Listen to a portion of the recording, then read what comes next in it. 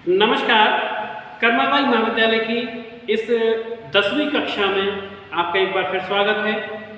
हम ब्रह्मांड के बारे में पढ़ रहे थे। ब्रह्मांड के बाद हमने सौर परिवार के बारे में पढ़ा, ग्रहों के बारे में पढ़ा, आंतरिक ग्रह, बाहरी ग्रह। आज हम पृथ्वी की उत्पत्ति के बारे में पढ़ेंगे। धीरे धीरे हम पहले ब्रह्मांड पर थे, ब्रह्मांड से अपने सौर परिवार पर आए, सौर परिवार से स्पेशल पृथ्वी के ऊपर आएंगे और पृथ्वी की उत्पत्ति के बारे में हम चर्चा करेंगे कि आज पृथ्वी जिस रूप में ये कैसे आई। ठीक है, बहुत ज़्यादा परीक्षाओं में कंपटीशन में सवाल आते हैं पृथ्वी की उत्पत्ति को लेकर के। तो हमारा आज का टॉपिक है पृथ्वी की उत्पत्ति। देखिए, आज भी ब्रह्मांड एक रहस्य है, उसकी स्पष्ट जानकारी जिसका कि प्रमाण हो हमारे पास आज तक नहीं है। जबकि तकनीकी रूप से, वैज्ञानिक रूप से हमारा जो समाज है, मानव समाज जो है, कितना आगे है, लेकिन फिर भी अभी वो जो गूढ़ रहस्य है इस ब्रह्मांड के संबंध में वो आज तक नहीं है हमारे पास। तो पृथ्वी की उत्पत्ति के लिए भी विभिन्न विद्वानों ने संकल्पनाएं दी, परिकल्पनाएं दी, है ना, परिकल्पनाएं, उनका अनुमान ऐसा रहा है। तो आज हम कुछ परिकल्पनाओं के बारे में चर्चा करते हैं कि पृथ्वी की उत्पत्ति कैसे हुई थी। तो देखिए, इस उत्पत्ति के संबंध में दो तरह की परिकल्पना होती है। एक है एक तारक परिकल्पना, एक तारक परिकल्पना, या इसको अद्वैतवादी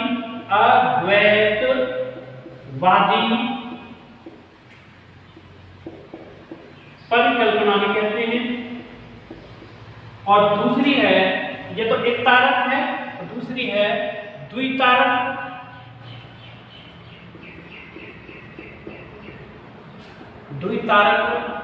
परिकल्पना,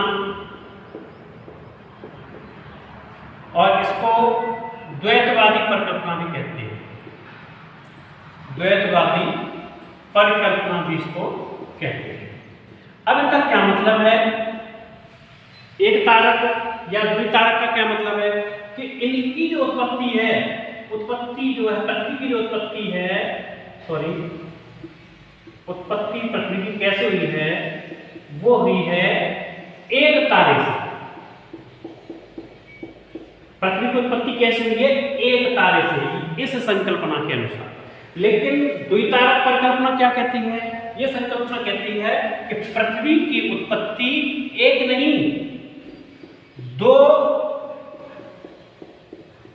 तारों से हुई है। दो तारों से हुई है पृथ्वी की उत्पत्ति। तो ये दो प्रकार की संकल्पनाएं, इसको हम ए कह दें, इसको बी कह दें। कुछ वैज्ञानिक, भूगोलवेत्ता, खगोलज्ञ एक तारक परिकल्पना के समर्थन में थे, कुछ द्वितारक परिकल्पना के समर्थन में थे। तो सबसे पहले हम इसमें एक तारक परिकल्पना की बात करते हैं और एक तारक परिकल्पना में देखते हैं कि कौन कौन से विद्वानों ने अपनी अपनी बातें कही।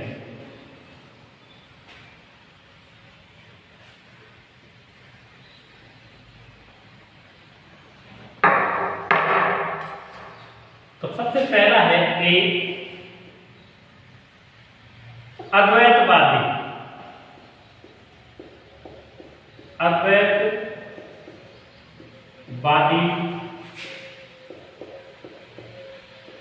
परिकल्पना। अद्वैतवादी परिकल्पना, सबसे पहले हम बात कर रहे हैं अद्वैतवादी परिकल्पना के बारे में। तो देखिए, इसमें सबसे पहले हम नाम लेंगे कास्तेवफन।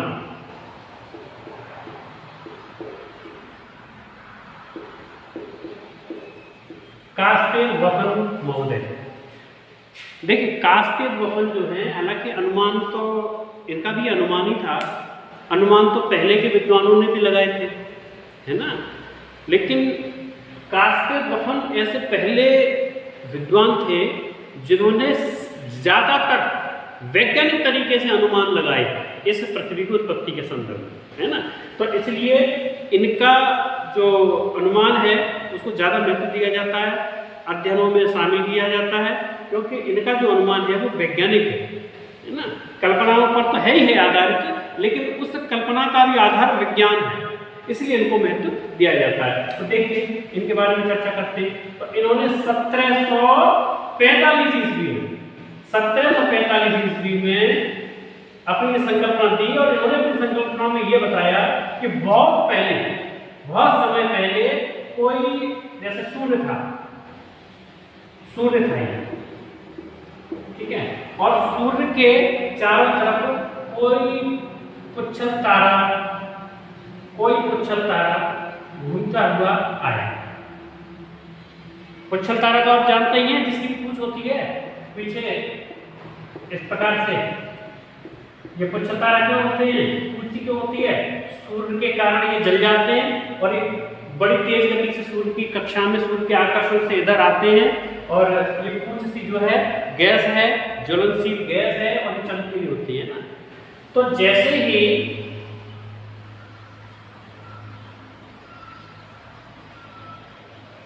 ये पुच्छल तारा सूर्य के नजदीक आया, तो सूर्य के नजदीक आकर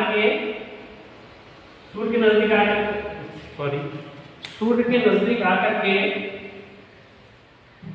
इसी की तरफ खिंचता चला गया, सूर्य की तरफ खिंचता चला गया।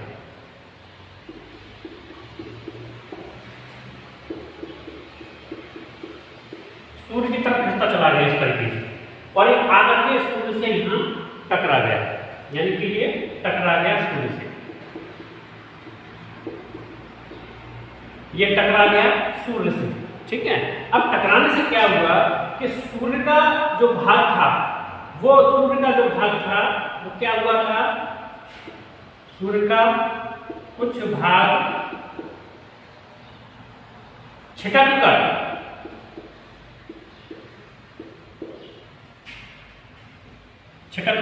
इस प्रकार से छिटक कर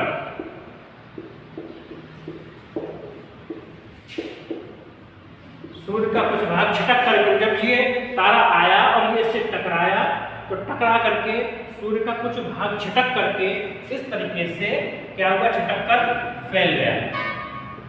ये छिटक करके फैल गया और फैलने के बाद में इसका क्या हुआ, छिटक करके फैल गया और ये जो बारीक कण थे ये बड़े जो पिंड थे उनके पास आकर्षित होते गए और ये बड़ा पिंड बनते गए और इस प्रकार से फैलने के बाद में इसका क्या हो गया, समूहन हो गया। समूहन हो जाने के बाद में ये कालांतर में इसका क्या हुआ, घनीभूत हो गया,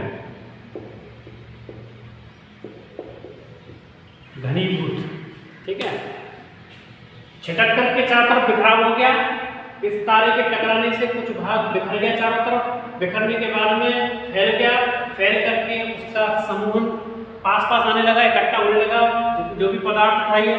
उसके बाद कालांतर का मतलब होता है समय के अंतर पर, कुछ समय बाद वो घनीभूत हो गया और घनीभूत होने के बाद में उनसे क्या बन गए, ग्रहों का निर्माण हो गया,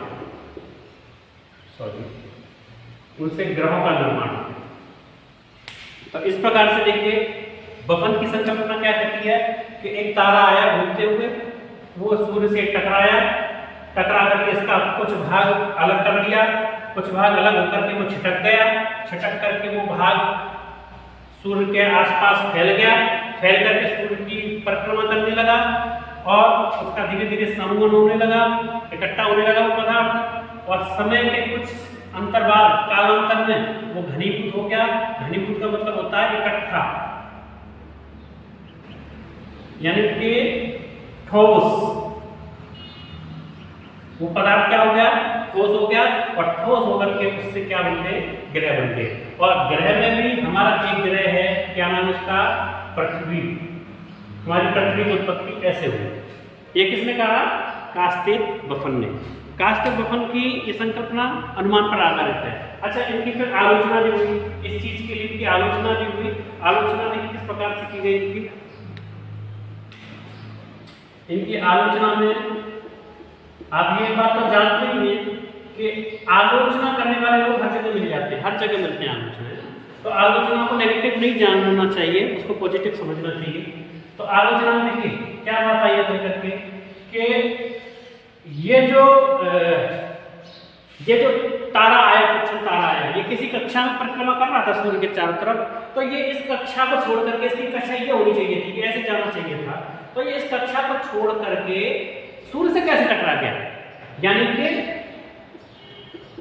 कक्षा को छोड़कर तारा सूर्य से कैसे टकरा गया। कक्षा को छोड़कर तारा सूर्य से कैसे टकराया, कक्षा को छोड़कर के तारा सूर्य से कैसे टकराया। तो पहली आलोचना हम मान सकते हैं इसको। फिर दूसरी आलोचना दूसरे तथ्य पर की जा सकती है। तो देखिए दूसरी बात क्या है, दूसरी बात में यह है कि सूर्य का जो आकर्षण है, सूर्य का जो आकर्षण है, उस आकर्षण के बावजूद भी ये जो टकराने के बाद में इससे जो ये चारों तरफ छिटक गया था पदार्थ, ये पदार्थ सूर्य से अलग कैसे हो गया। सूर्य में गुरुत्वाकर्षण शक्ति थी, तो सूर्य से अलग कैसे हो गया ये पदार्थ। तो इसलिए भी इनकी आलोचना हुई कि भाई अलग नहीं होना चाहिए, सूर्य का गुरुत्वाकर्षण इतना ज्यादा है कि ये जितना भी फैला हुआ पदार्थ है ये अलग होना ही नहीं चाहिए था। तो सूर्य का आकर्षण बहुत ज्यादा था, तो सूर्य के आकर्षण से। तीसरी बात जो ज्यादातर लोगों ने कहा है कि ये छिटक करके अलग हो गया, मान लो छिटकाव होकर के फैल गया, तो ये गोल कैसे हो गया। ग्रहों का आकार कैसा होता है, गोल होता है, तो गोलाकार रूप कैसे हुआ। पृथ्वी का रूप गोलाकार कैसे हुआ, ये भी एक समस्या है, इसकी व्याख्या नहीं कर पाए बफन, है ना। और एक आलोचना इनकी इसलिए हो गई कि चलिए मान के चलते कक्षा छोड़ करके आ भी गया, सूर्य से टकरा गया, सूर्य का आकर्षण पार करके ये पदार्थ बाहर फैल भी गया और गोलाकार रूप भी धारण कर लिया, मान के चलते अपन। लेकिन ये ग्रह गति कैसे करने लगे, सूर्य के चारों तरफ परिक्रमा कैसे करने लगे, ग्रह परिक्रमा कैसे करने लगे, इसकी व्याख्या जो है बफन ने नहीं दी। ग्रह परिक्रमा कैसे करने लगे, तो इसकी व्याख्या नहीं दे पाई। तो इसलिए इनकी आलोचना हुई इन सब तथ्यों के कारण। ठीक है, इन्होंने पहला प्रयास किया था, वैज्ञानिक प्रयास था कास्ते बफन के द्वारा, बहुत सटीक इन्होंने जो व्याख्या की। लेकिन कुछ समय बाद, आने वाले समय में अन्य विद्वानों ने, वैज्ञानिकों ने और अच्छे तरीके से चीज़ों को प्रस्तुत किया, तो इनकी जो संकल्पना थी ये धूमिल होने लगी। तो आप जब तक इसका स्क्रीनशॉट ले लीजिए और मैं जब तक इसको मिटाऊंगा।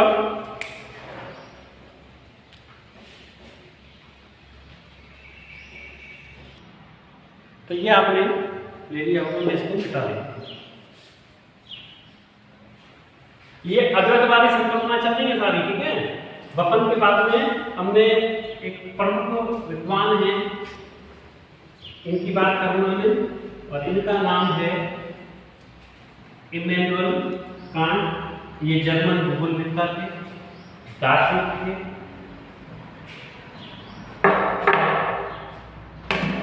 Immanuel Kant,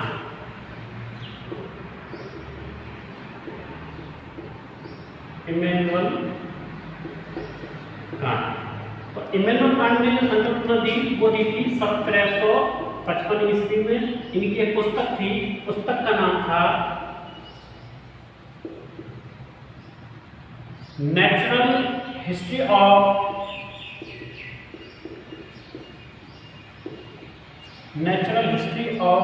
heaven. हीवन का मतलब होता है स्वर्ग, ठीक है, स्वर्ग का प्राकृतिक इतिहास। इस प्रकार से इन्होंने ये पुस्तक लिखी, ये इनकी पुस्तक का नाम है, इन्होंने ये पुस्तक लिखी थी। इस पुस्तक में 1755 में इमैनुअल कांट ने संकल्पना दी और इनकी संकल्पना का नाम था वायव्य राशि परिकल्पना। वायव्य राशि परिकल्पना, जैसा कि इसके नाम से पता चल रहा वायु है ना, तो वायु गैस ऐसे कणों से इन्होंने एक वर्ड का प्रयोग किया था पौराणिक कण।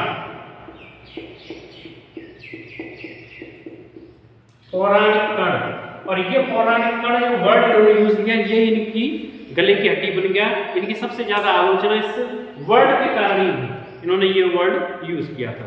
तो देखिए इनकी संकल्पना में क्या था कि वायव्य राशि परिकल्पना इन्होंने दी थी इमैनुअल कांट ने। एग्जाम में बहुत पूछा जाता है कि ये परिकल्पना किसने दी थी। इनके सिद्धांत के अंदर परिकल्पना के अंदर देखिए क्या चीज है मुख्य रूप से। एक तो इन्होंने ये कहा था कि एक इनकी कोटेशन है कि मुझे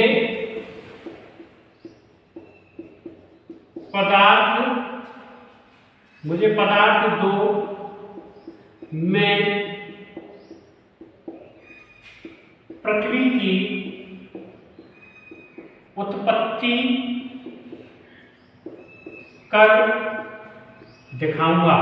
एक बात उन्होंने कही, दिखाऊंगा, इन्वर्टेड कॉमा, मुझे पदार्थ दो, मैं पृथ्वी की उत्पत्ति करके दिखाऊंगा। ये जो पौराणिक कण है ना, ये पौराणिक कण प्लस गैस, इनको उन्होंने क्या कहा, पदार्थ कहा।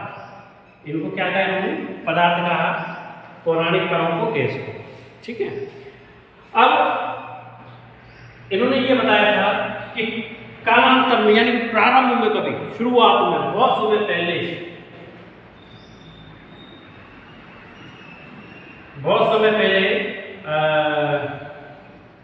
ये पौराणिक कण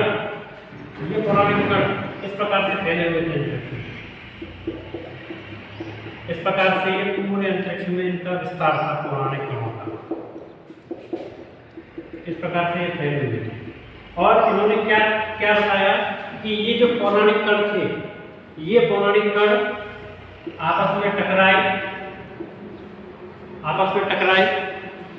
टकराने से इनमें क्या हुआ, टकराने से इनमें तापमान उत्पन्न हुआ, टकराने से तापमान उत्पन्न हुआ, और तापमान उत्पन्न होने के कारण इनमें गति उत्पन्न हुई, तो गति के कारण केंद्रापसारी बल जो कि बाहर की तरफ लगता है किसी घूमते हुए पिंड के ऊपर, तो गति करते हुए उस पिंड पर केंद्रापसारी बल कार्य करता है, और केंद्रापसारी बल कार्य करने लगा तो उससे क्या हुआ कि मध्य भाग में उभार उत्पन्न हुआ, तो उभार के कारण क्या होगा, गुरुत्वाकर्षण बल और केंद्रापसारी बल, ये वाला,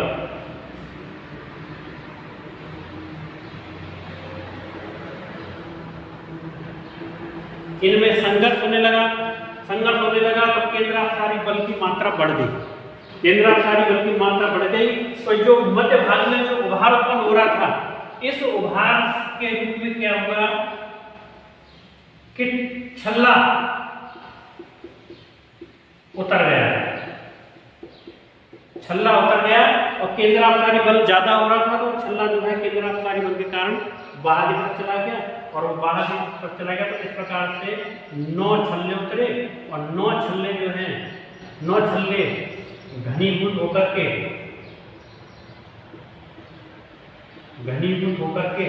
ग्रह बन गए। और इसी तरह एक ग्रह हमारा क्या है, पृथ्वी है। ऐसे ही उपग्रहों की रचना भी हुई। तो देखिए इमैनुअल कांट ने पौराणिक कणों की संकल्पना प्रस्तुत की। इन्होंने ये कहा कि मुझे पदार्थ दो, और वो पदार्थ जो है, ये कण है, ये पौराणिक कण थे, ये एक दूसरे से टकराने लगे, टकराए, तो टकराने से क्या हुआ कि पास आने से, घर्षण होने से टकरा, इनमें एक पिंड के रूप में बन गई, द्रव अवस्था में था ये पिंड। अब द्रव अवस्था में था ये पिंड, तो इस पर गुरुत्वाकर्षण बल भी कार्य करने लगा था, ये वाला बल भी कार्य कर रहा था। अब तापमान के कारण केंद्रापसारी बल भी प्रारंभ हो गया। केंद्रापसारी बल बाहर की तरफ कार्य करता है गोल घूमती हुई किसी भी पिंड के ऊपर। अब जब केंद्रापसारी बल कार्य करने लगा तो इसमें बीच ही मध्य भाग में, ये मध्य भाग में दोनों तरफ थोड़ा उभार उत्पन्न हो गया। उभार उत्पन्न हो गया तो इसके चार तरफ से ये छल्ला उतरने लगा। गुरुत्वाकर्षण बल और केंद्रापसारी बल में केंद्रापसारी बल जो है ज्यादा पावरफुल था, तो ये छल्ला जो इससे बाहर उतर गया और ये छल्ला इस प्रकार से हो गया, इससे उतर के, और ये छल्ला धीरे धीरे घनीभूत होकर के एक जगह इकट्ठा होकर के गोल पिंड के रूप में बन गया। और गोल पिंड के रूप में बन गया तो एक एक करके 9 छल्ले इसी प्रकार से उतरते गए और उनसे ग्रह बनते चले गए। और ऐसे ही ग्रहों से भी छल्ले उतरे, वो उपग्रह बन गए। तो इस प्रकार से इमैनुअल कांट ने अपनी संकल्पना दी। ये आपके समझ में आ गया होगा। ये इनकी आलोचना भी हुई। इनकी आलोचना में किस आधार पर हुई, क्या कहा इनकी आलोचना में लोगों ने?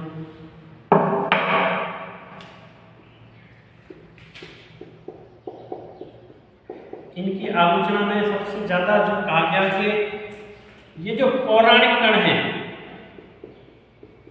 बहुत फजीयत हुई इनकी इस बात को लेकर के। पौराणिक कण, ये पौराणिक कण कहां से आ गए, ये व्याख्या इन्होंने कैसे दे दी, कहां से दे दी कि पौराणिक कण थे।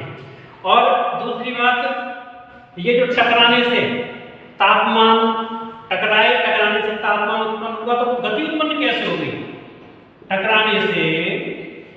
टकराने से गति उत्पन्न कैसे हो गई? इन दो बातों को लेकर के इनकी विशेष आलोचना की गई। तो इमैनुअल कांट ने जो है ये अपनी संकल्पना दी, जिसको वायव्य राशि परिकल्पना कहा गया। ठीक है, आप एक बार इसका भी स्क्रीनशॉट ले लीजिएगा। फिर इसके बाद में मैं आपको दूसरी परिकल्पना बताऊंगा। इमैनुअल कांट के अलावा ये अपना जो लाप्लास है उसकी भी इसी पर आधारित है। मैं इसको मिटाता हूँ। तो मिटाने से पहले एक बात आप और इसको देख लीजिएगा कि पौराणिक कण बताए इन्होंने ये बताया कि ये पौराणिक कण आपस में टकराने से तापमान उत्पन्न हुआ, तापमान के कारण उनमें गति उत्पन्न हुई, गति के कारण केंद्रापसारी बल बढ़ गया और केंद्रापसारी बल के कारण मध्य भाग में एक उभार उत्पन्न हुआ। उभार उत्पन्न होने पर इस पर दो बल कार्य करते थे। एक तो ये पिंड अपनी ओर खींच रहा था इस छल्ले को, है ना, उभार को, ये उभार छल्ला है, ये इसको अपनी ओर खींच रहा था ये पिंड। इसके अलावा एक बल बाहर की तरफ कार्य कर रहा था।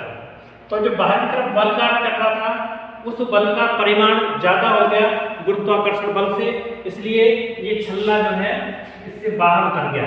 और छल्ला उतर गया तो ऐसे एक के बाद एक 9 छल्ले उतरे और 9 छल्लों के एक एक करके घनीभूत होने के बाद में ग्रह की रचना हो गई और एक ग्रह हमारा पृथ्वी है।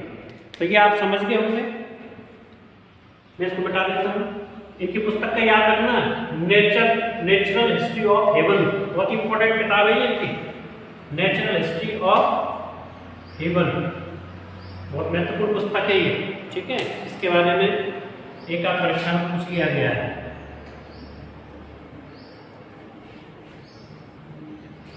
अब इमैनुअल कांट के बाद में दूसरी जो हाइपोथेसिस है वो है लाप्लास की निहारिका परिकल्पना। एक्चुअली लाप्लास बहुत जाना पहचाना नाम है। लाप्लास की जो परिकल्पना है, जो निहारिका परिकल्पना है, वो परिकल्पना इमैनुअल कांट की ही संशोधित परिकल्पना है। इमैनुअल कांट की अभी जो हमने पढ़ी है उसमें थोड़ा सा संशोधन किया उन्होंने। ठीक है, अब देखिए क्या संशोधन किया इन्होंने। लाप्लास, तो लाप्लास महोदय ने अपनी संकल्पना दी थी वो 1796 ईस्वी में दी थी और इन्होंने भी एक पुस्तक दी थी exposition of the world system. Exposition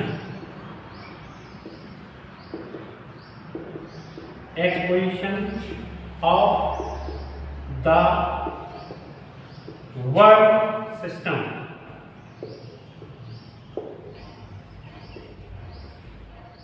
ये इनकी पुस्तक का नाम है, ये इनकी पुस्तक का नाम है। ठीक है, अब लाप्लास ने क्या क्या बातें कही देखिए। इन्होंने कहा पहली बात तो ये कि जो अभी थोड़ी देर पहले मैंने बताई थी कि कांट की परिकल्पना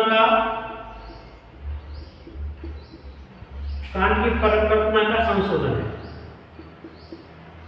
ठीक है, दूसरी बात इन्होंने जो परिकल्पना दी उसका नाम था निहारिका परिकल्पना। निहारिका परिकल्पना इनकी जो परिकल्पना है उसका नाम है निहारिका परिकल्पना। ठीक है, बहुत पूछा जाता है पृथ्वी की उत्पत्ति के संबंध में सबसे ज्यादा इंपॉर्टेंट परिकल्पना ये निहारिका परिकल्पना ही है। ठीक है, अच्छा, और इन्होंने क्या कहा अपनी संकल्पना के अंदर, जो बातें मेन बातें हैं वो मैं बताता हूँ आपको कि एक उष्ण निहारिका की परिकल्पना इन्होंने की।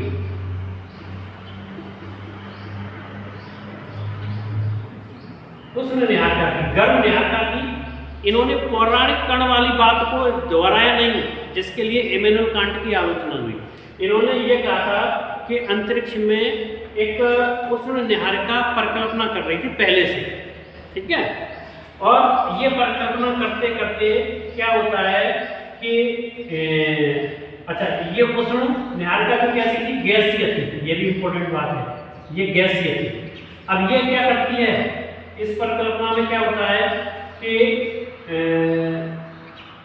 इसका जो व्यास है, इसका जो निहारिका का जो व्यास है वो व्यास कितना है, सौर मंडल के बराबर।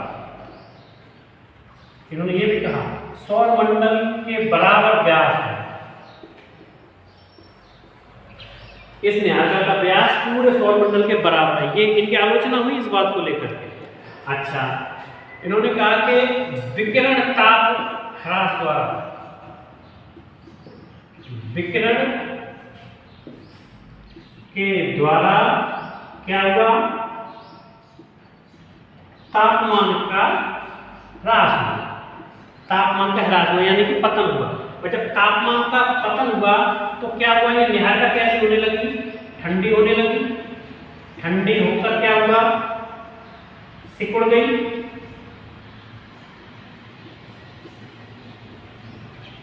ठंडी होकर के सिकुड़ गई है। कोई भी चीज ठंडी होती है, ठंडी होकर के सिकुड़ती है कि नहीं सिकुड़ती है। तो विकिरण के द्वारा तापमान का ह्रास हुआ उसमें निहारिका का, और ठंडी होकर ये सिकुड़ गई। और सिकुड़ने के बाद में इसमें घूर्णन बढ़ गया, यानी घूर्णन होने लगा, घूर्णन बढ़ गया, घूर्णन बढ़ गया। और घूर्णन बढ़ने के बाद में क्या हुआ, केंद्रापसारी बल कार्य करने लगा। अभी थोड़ी देर पहले मैंने बताया था केंद्रापसारी बल, केंद्रापसारी बल बढ़ गया। और जब केंद्रापसारी बल बढ़ गया तो क्या होता है कि जो भूमध्य क्षेत्र था, भूमध्य तो कहते हैं पृथ्वी के मध्य की रेखा, लेकिन जो ये निहारिका थी इसके मध्य की जो रेखा थी उसको भी हम भूमध्य कह देते हैं समझने के लिए। तो जो भूमध्य रेखा थी, भूमध्य रेखा पर क्या हो जाता है, उभार उत्पन्न हो जाता है। भूमध्य रेखा पर उभार उत्पन्न हो जाता है। और उभार उत्पन्न होने से क्या होता है,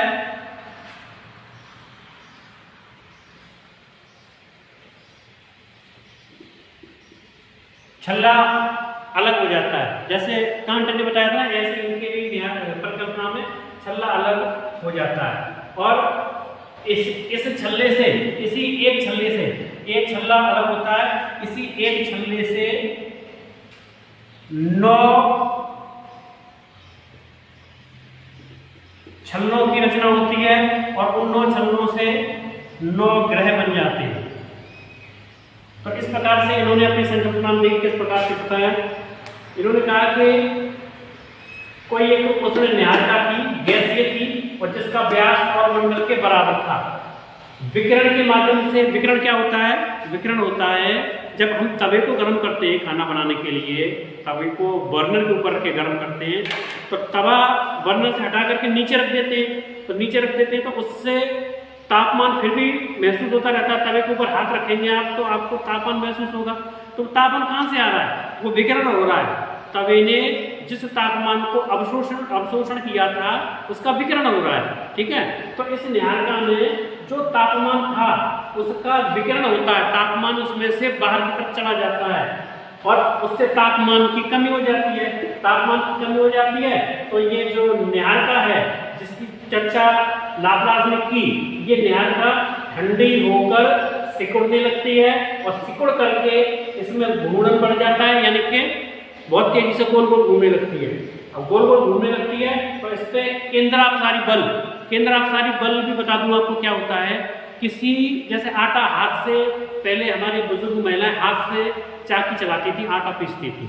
तो अगर आप एक गेंद लेकर के उस चाकी के पार्ट के ऊपर हिस्से पर रख दो, उस चाकी को तेज से घुमाओ तो गेंद बाहर की तरफ गिरती है जाकर के कि नहीं गिरती है? बाहर की तरफ गिरेगी। तो बाहर की तरफ क्यों गिर रही है? उस पर एक बल कार्य कर रहा है, गोल गोल घूमती हुई पिंड पर बाहर की तरफ एक बल कार्य करता है, उसी बल के कारण गेंद बाहर गिरती है। या फिर किसी डोरी में, एक डोरी में आप पत्थर बांध लीजिए और उस डोरी को यूं घुमाइए और उस डोरी को जैसे ही आप छोड़ दोगे तो वो जिस वृत्ताकार मार्ग पर घूम रही है, जो पत्थर घूम रहा है, उस वृत्ताकार मार्ग की स्पर्श रेखा पर एकदम से आगे की तरफ चला जाएगा वो पत्थर। तो कोई बल कार्य कर रहा है बाहर की तरफ, है ना। तो वही बल क्या है? केंद्रापसारी बल है।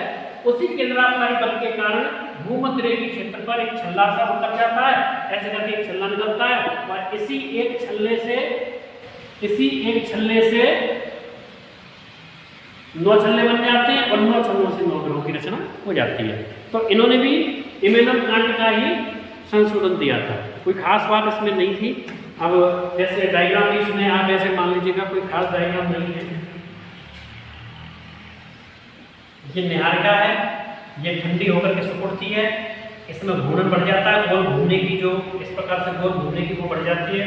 देखिए इससे समझिएगा, ये पृथ्वी है, हमने माना कि ये निहारिका है और ये निहारिका जो है गर्म है, घूर्णन कर रही है और ये ठंडी होती है। तो ठंडे होने से इसका आकार कम होता है, आकार कम होता है तो कोणीय संवेग के नियम के अनुसार आकार कम होने पर गति बढ़ जाएगी बहुत तेज घूमने की, और बहुत तेज घूमने की गति बढ़ जाएगी तो बीच में ये अपकेंद्र या केंद्रापसारी बल कार्य करने लगता है बाहर की तरफ। तो बाहर की तरफ बीच में जो छल्ले के रूप में उभार उत्पन्न हुआ था वो उतर के इससे अलग हो जाता है और उसके अलग हो जाने से ग्रहों की रचना हुई है। तो हमारी पृथ्वी की रचना इस एक छल्ले से बने 9 छल्लों से हुई है। तो एक बार फिर आपको मैं समझा देता हूँ, यह कांट का संशोधित रूप है जिसको कि निहारिका परिकल्पना कहा लाप्लास ने। और ये जो निहारिका थी वो उष्ण निहारिका थी, गैसीय निहारिका थी, जो जिसका व्यास पूरे सौरमंडल के बराबर था, जितना सौरमंडल विस्तार है जिस एरिया में, है ना। फिर ये ठंडी होने लगी, विकिरण द्वारा इसके तापमान का ह्रास होता है। जब तापमान का ह्रास हो जाता है तो ये ठंडी होकर के सिकुड़ जाती है। अब सिकुड़ जाती है तो सिकुड़ने से घूर्णन बढ़ जाता है, गोल गोल घूमने की दर होती है वो बढ़ जाती है, जिसके कारण केंद्रापसारी बल जन्म ले लेता है और ये बढ़ने लगता है। और केंद्रापसारी बल बढ़ जाने से भूमध्य रेखीय क्षेत्र पर उभार उत्पन्न हो जाता है और उभार एकदम से बढ़ता जाता है। वो बल के कारण, केंद्रापसारी बल के कारण से छल्ला अलग उतर जाता है और वो एक छल्ला अलग हो जाता है। उसी एक छल्ले से 9 छल्ले बनते हैं और 9 छल्लों से 9 ग्रहों की रचना होती है और उन्हीं में से एक हमारी पृथ्वी है, उन्हीं में से एक हमारी पृथ्वी है। और इसी प्रकार से इन ग्रहों से भी छल्ले उतरते हैं जिनसे इनके उपग्रह बनते हैं, ठीक है। इस प्रकार से ये संकल्पना है। आप इसका एक बार स्क्रीनशॉट ले लीजिएगा, फिर मैं मिटा के और बताता हूँ।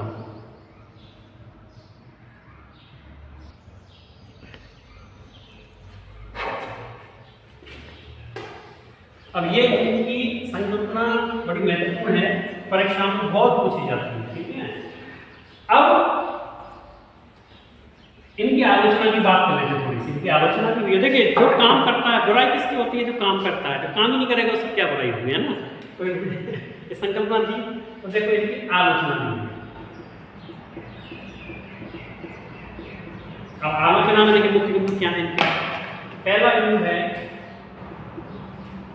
कि निहारिका की, जो निहारिका बताएंगे ना, पहले से एक गर्भ निहारिका थी, तो निहारिका की उत्पत्ति कैसे हुई? पहली बात, निहारिका की उत्पत्ति के बारे में इन्होंने नहीं बताया। दूसरी बात, इन्होंने कुल सौरमंडल का विस्तार बताया था ना कि इसका जो व्यास है, निहारिका का जो व्यास है पूरे सौरमंडल के बराबर है, तो इतना विस्तार कैसे हो सकता है? तो जिस चीज का विस्तार, यानी कि विस्तार बताया, विस्तार कितना बताया निहारिका का? सौरमंडल के बराबर।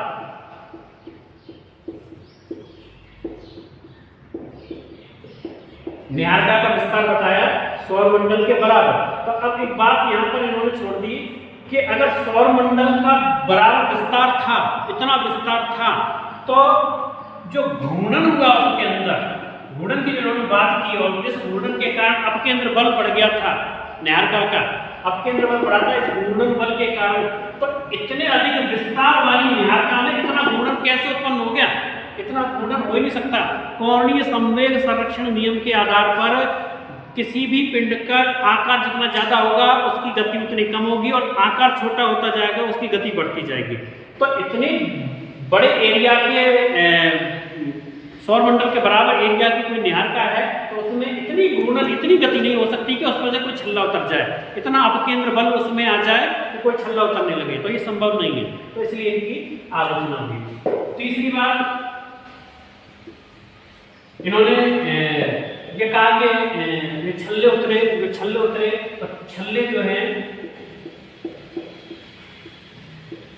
घनीभूत कैसे हो गए?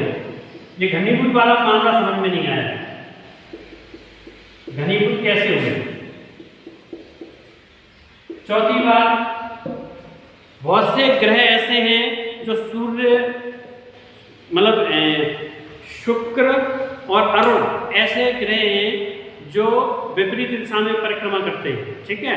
और कुछ ग्रहों के उपग्रह ऐसे हैं जो ग्रह इधर घूम रहा है लेकिन वो उल्टी दिशा में घूम रहे हैं। तो अगर इस तरीके से सौरमंडल की रचना हुई है, तो पृथ्वी के संदर्भ में अगर चलो मान सकते हैं कि पृथ्वी के संदर्भ में तो संकल्पना ठीक है, लेकिन कुछ ग्रहों के उपग्रह ऐसे भी तो हैं जो विपरीत दिशा में घूम रहे हैं, वो क्यों घूम रहे हैं, है ना। तो इसलिए इनकी आलोचना हुई। तो कुछ उपग्रह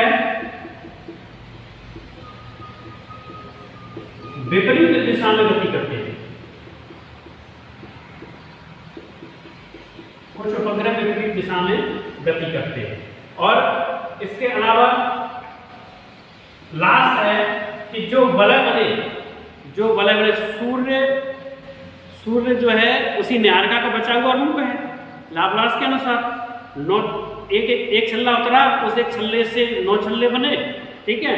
और फिर वो छल्ला उतरने के बाद और छल्ले उतरना बंद क्यों हो गए? वो तो अभी भी उष्ण है, गर्म है, अभी भी घूम रहा है ना। तो ये छल्ले बाद में उतरना बंद कैसे हो गए? तो इस प्रकार से इनकी आलोचना हुई है। इस प्रकार से ये आप एक बार स्क्रीनशॉट ले लीजिएगा इसका, मैं फिर इसको मिटा करके और बताता हूँ क्या।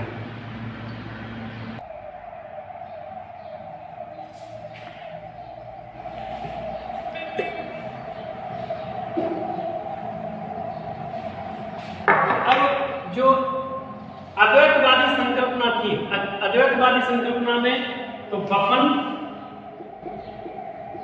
काम और लाप्लास, ये तीनों ही महत्वपूर्ण हैं। इसके अलावा कुछ और भी हैं, जैसे एक रेशे है, रेशे विद्वान का नाम है, एक लॉगियर है, इन्होंने भी संकल्पना दी, इन्होंने भी दी है।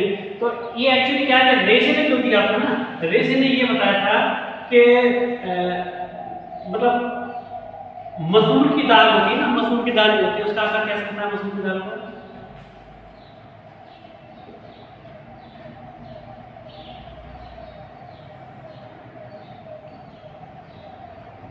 मसूर की दाल है ना, बीच में आप ऐसे मान लीजिए मसूर की दाल, मसूर की दाल होती है ना, तो मसूर की दाल का आकार ऐसा होता है। तो रेषे ने ये कहा था कि निहारिका जो थी पहले से ही ऐसी थी, बस इन्होंने ये एक्चुअली ये भी लाप्लास का संशोधन है,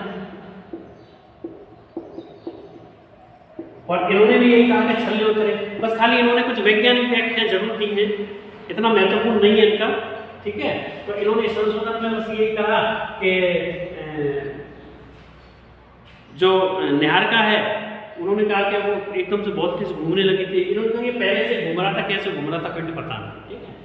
और जो लोकिया है इन्होंने ये कहा था कि उल्का घूम रही थी, उल्का थी, तो उल्का पिंड जो है आपस में टकरा गए, और टकराने से उनके समूहन से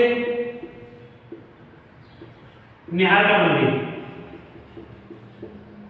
और निहारिका बन गई तो आगे जो है वो लाप्लास की जो थ्योरी है उसी आधार पर पृथ्वी की उत्पत्ति हुई। तो देखिए रेषे का जो सिद्धांत है, जो संकल्पना है, ये केवल संशोधन है किसका? लाप्लास का। और इन्होंने मसूर की दाल के आकार की निहारिका की परिकल्पना की। निहारिका मसूर की दाल के समान निहारिका की परिकल्पना की थी, और कोई खास नहीं है, संशोधन दिया था। और लोकिया में ये बताया कि दो उल्का थे, वो आपस में टकराने से उनका फिर समूह हुआ, फिर वो निहारिका बन गई, और निहारिका बन के आगे की प्रक्रिया लाप्लास के समान ही थी। तो विद्यार्थियों, आज हमने ये अद्वैतवादी संकल्पना के बारे में पढ़ा। अब जो इसकी दूसरी जो संकल्पना